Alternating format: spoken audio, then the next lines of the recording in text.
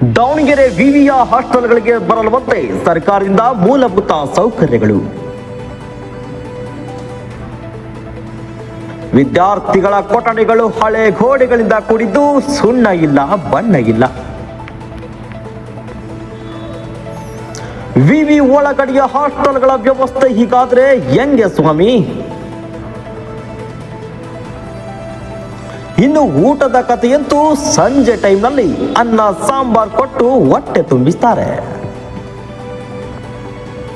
ದಾವಣಗೆರೆ ವಿವಿಯ ಶಿಕ್ಷಣ ಚೆನ್ನಾಗಿದ್ರು ಜೊತೆಗೆ ವಸತಿ ನಿಲಯದ ವಾತಾವರಣ ಕುಂಠಿತ ಆದ್ರೆ ಹೆಂಗೆ ಸರ್? ಸರ್ಕಾರ ವಿವಿಯ ವಸತಿ ನಿಲಯಗಳಿಗೆ ಅನುದಾನ ಬಿಡುಗಡೆನೆ ಮಾಡ್ತಾ ಇಲ್ವಾ?